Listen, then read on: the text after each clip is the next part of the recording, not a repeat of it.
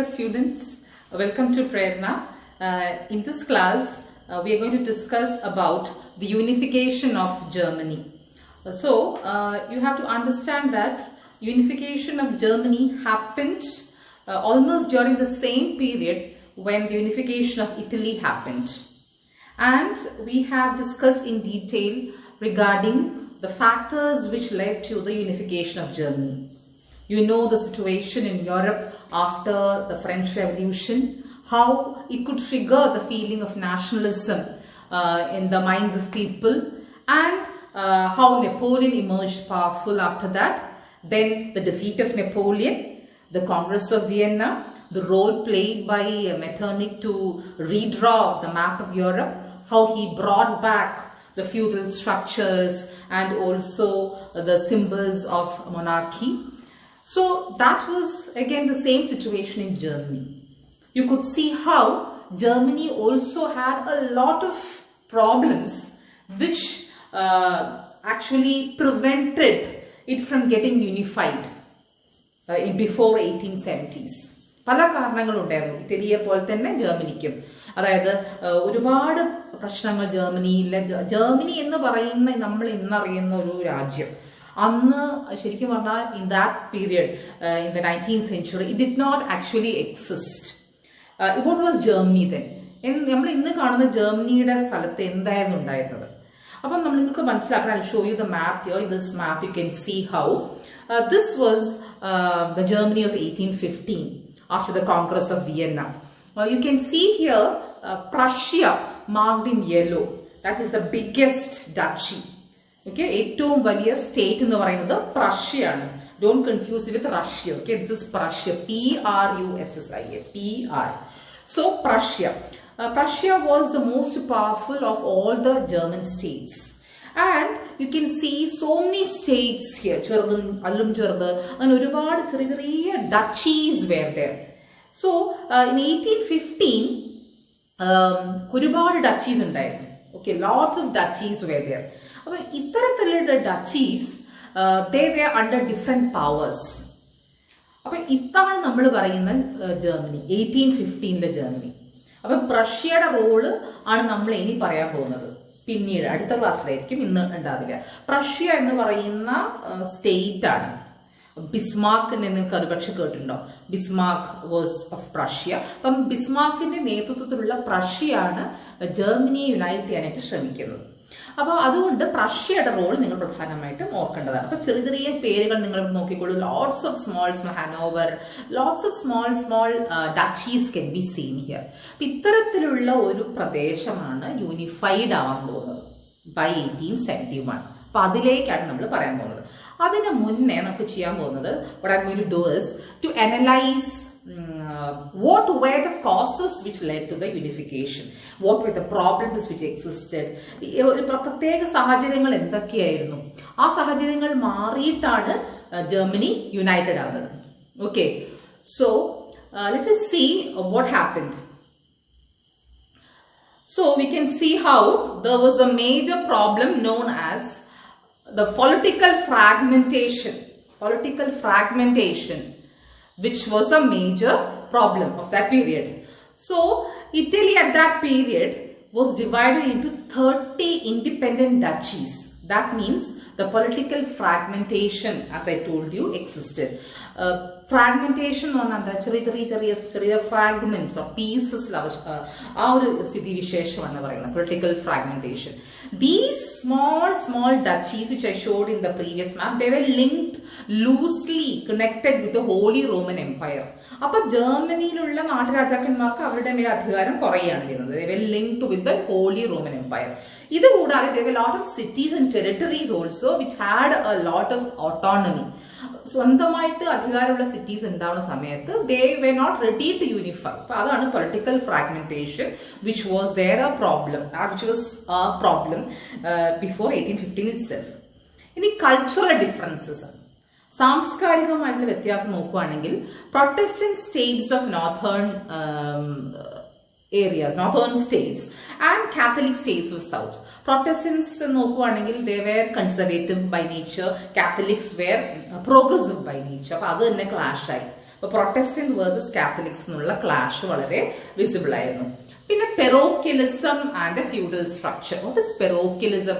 When you have A very narrow outlook, broad അല്ലാത്ത കാഴ്ചപ്പാട്, okay, വളരെ ചെറിയ സങ്കുചിത മനോഭാവത്തിനെയാണ് നമ്മൾ പറയുന്നത് പെറോക്കിയലിസം. Not spelling PAROCHIALISM, പെറോക്കിയലിസം. Feudal structure, I don't have to explain it to you. You know by now what feudalism is. So that was the kind of society. അത്തരത്തിലുള്ള ഒരു സമൂഹമായിരുന്നു ഉണ്ടായിരുന്നത്. പെറോക്കിയൽ ആണ് നേച്ചർ. Commercial disunity. ഇപ്പം നേരത്തെ ഞാൻ കാണിച്ച മാപ്പിൽ നിങ്ങൾക്ക് അറിയാം കുറെ ചെറിയ ചെറിയ സ്റ്റേറ്റ്സ് ഉണ്ട്. അപ്പൊ അവർക്കൊക്കെ തന്നെ അവരുടെ കറൻസി ഉണ്ട്, അവരുടെ വെയിങ് സിസ്റ്റം ഉണ്ട്, ട്രേഡ് ടാരിഫ്സ് ഉണ്ട്. So that made very difficult for trade to flourish. Commercial disunity. വാണിജ്യപരമായി നോക്കുകയാണെങ്കിൽ ഒരേ കറൻസി ഉണ്ടാവുക, ഒരേ വെയിങ് സിസ്റ്റം ഉണ്ടാവുകയാണെങ്കിലാണ് ഏറ്റവും നല്ലത്. കാരണം നമുക്ക് ഇന്ത്യ എടുക്കുകയാണെങ്കിൽ we know like we have common currency, we have common weighing system, GST ഒക്കെ കോമൺ ആണല്ലോ. അപ്പൊ അതേപോലെ ഒരു സിസ്റ്റം ഉണ്ടാവുമ്പോഴാണ് യൂണിറ്റി ഉണ്ടാവുക. This was lacking in those days. പിന്നെ പുവർ കമ്മ്യൂണിക്കേഷൻ സിസ്റ്റം. അത് നല്ല റോഡ്സ് ഇല്ല, കമ്മ്യൂണിക്കേഷൻ ഫെസിലിറ്റീസ് ഇല്ല, റെയിൽവേസ് ഇല്ല. അതാണ് ഒരു റീസൺ. പിന്നെ നമ്മൾ പറയാൻ പറ്റുന്നത് എന്തൊക്കെയാണ് ഫ്രഞ്ച് റെവല്യൂഷൻ ഈ ഒരു സ്ഥിതിവിശേഷത്തിൽ കാര്യമായി മാറ്റമുണ്ടാക്കിയത്. ഫ്രഞ്ച് വിപ്ലവം, you know that it was A mother of revolutions, all revolutions. അതുകൊണ്ട് തന്നെ ഫ്രഞ്ച് റെവല്യൂഷൻ ഇറ്റലിയെ പോലെ തന്നെ ഇവിടെ ജർമ്മനിയിലെ ഈ ഒരു ജനതയും സ്വാധീനിക്കുകയാണ്. Because they were influenced by the ideals of liberty, equality and fraternity. അപ്പം ആ ഒരു തരത്തിലുള്ളൊരു ദേശീയ ബോധം, ദേശസ്നേഹം ഫ്രാൻസുകാർക്ക് ഉണ്ടെങ്കിൽ എന്തുകൊണ്ട് നമുക്കും ആയിക്കൂടാ എന്നൊരു തോന്നൽ അവർക്ക് ഉണ്ടാകാം. അടുത്ത സ്ലൈഡ് നോക്കാം. ഇനി അത് കഴിഞ്ഞു ഫ്രഞ്ച് റെവല്യൂഷൻ കഴിഞ്ഞതിന് ശേഷം നെപ്പോളിയൻ എന്ത് മാറ്റമാണ് കൊണ്ടുവന്നത്? നമുക്കറിയാം Napoleon in fact try to make an empire. അദ്ദേഹത്തിന്റെ ആ ഒരു ഭരണത്തിന്റെ കീഴിൽ ഈ ഒരു ജർമ്മനി എന്ന് പറയുന്ന ടെറിട്ടറിയും പെട്ടിരുന്നു. അപ്പം നെപ്പോളിയൻ ഫ്രാൻസ് രാജാവാണെങ്കിലും he had expanded his territory.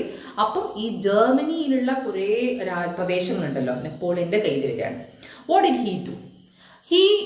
In fact Napoleon എന്ന് പറയുന്ന ആള് തന്നെ he destroyed the Holy Roman Empire. നമുക്കറിയാം ഹോളി റോമൻ എംപയർ എന്ന് പറയുന്ന ആ ഒരു ശക്തിയെ കാര്യമായിട്ട് നെപ്പോളിയൻ ഇല്ലാതാക്കുന്നുണ്ട്.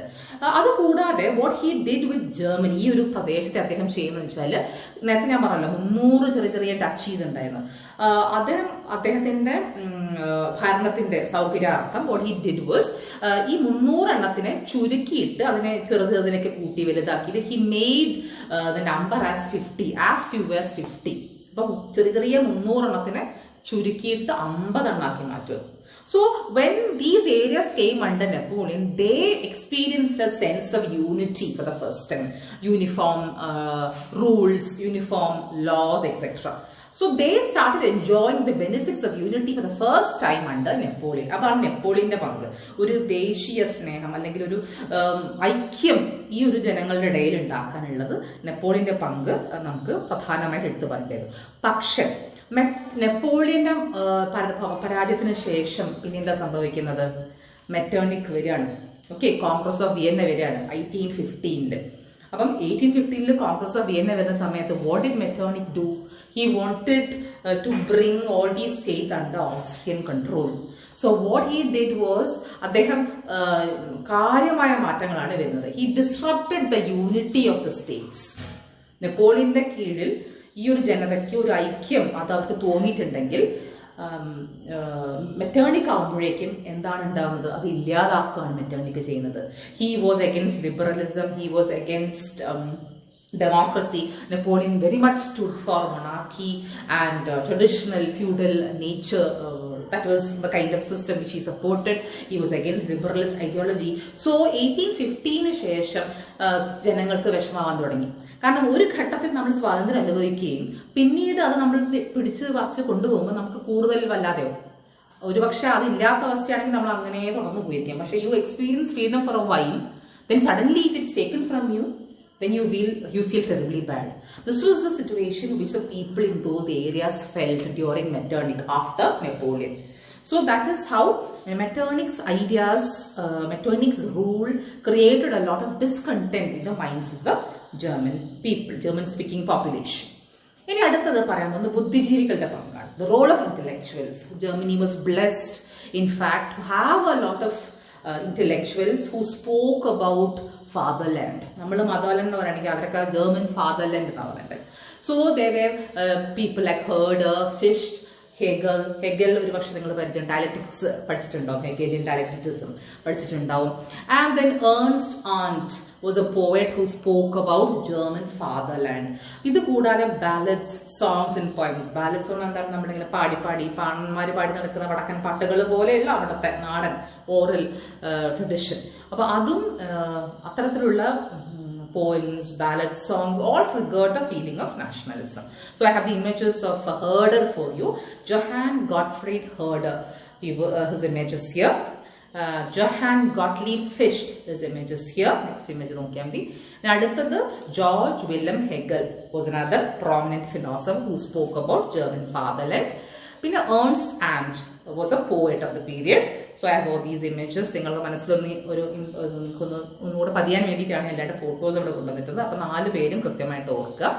ഓക്കെ, അതാണ് ഇന്റലക്ച്വൽസിന്റെ role. Intellectuals, as we discuss in French Revolution, they played a very important role in German unification. Their ideas, their writings inspired the people. Okay, അടുത്തത് പറയാൻ പോകുന്നത് ഒരു കസ്റ്റംസ് യൂണിയന്റെ പേരാണ്. It was called Zollverein. Okay, Zollverein. It was a customs union. ഇപ്പൊ എന്താണ്? This was formed in 1834.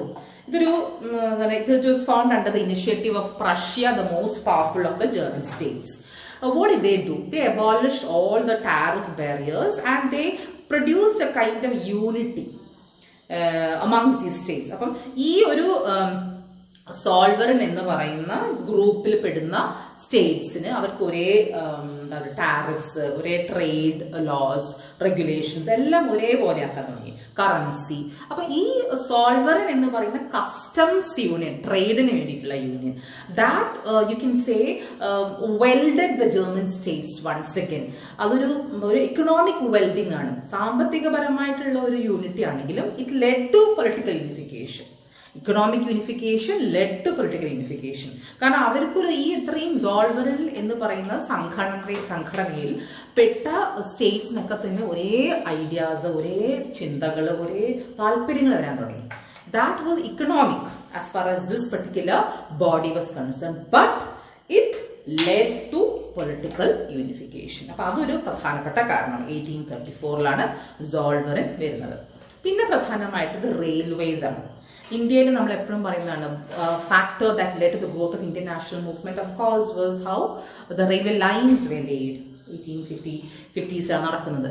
അതിന് ശേഷമാണ് എല്ലാവർക്കും അങ്ങോട്ടും ഇങ്ങോട്ടും പോകാൻ പറ്റുന്നത്. ഇവിടെ ആയാലും Germany in fact experience those states experienced a sense of mobility, a sense of unity, which led to economic integration first and then political integration later. So that was the role of railways. Okay, ഇനി അടുത്തത് പറയാൻ പോകുന്നത്, this is the last slide here, that is the growth of middle class. In any revolution you take, this is important, the role of middle class. കാരണം middle ക്ലാസ്സിനാണ് എപ്പോഴും the middle class did not like the conservative aristocratic people. They had the money power, they could wield more power. അപ്പൊ അതുകൊണ്ട് തന്നെ അവരാണ് എല്ലാ രാജ്യങ്ങളിലായാലും ഒരു കലാപത്തിന്, ഒരു വിപ്ലവത്തിന്റെ പിറകിൽ നിൽക്കുന്നത്. അപ്പൊ ഇവിടെ ആയാലും നമുക്ക് മനസ്സിലാക്കുന്നത് powerful middle class emerged during this period, that is the 19th century, who believed in liberalism and also the sense of nationalism. They were against the aristocratic form of government. They argued for a constitutional monarchy. They advocated for a constitutional monarchy. They were very much against the hegemonic rule of Metternich. They attacked him vehemently. The middle class, Metternichine പുറത്താക്കിയേ മതിയോ, അദ്ദേഹം എന്തിനാണ്, why should he have so much of power over us? That was a question which they also had. So these were the factors which triggered the sense of nationalism. So in the next class I'll be discussing how Prussia and Bismarck, who was their leader, who in fact spearheaded the revolution, how it happened under Bismarck. അപ്പോൾ നമ്മൾ Sardar പട്ടേലിനെ Indian Bismarck എന്ന് വിളിക്കുന്നു. എന്തുകൊണ്ടാണ്? Because that was a role Patel had played in unifying, integrating the principal states of India. Exactly the same thing here, where Bismarck played a very important role in unifying the small German states. So that is what we'll be discussing in the next class.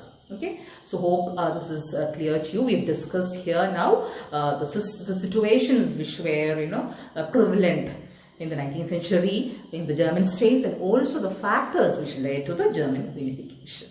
Okay, see you tomorrow. Bye bye.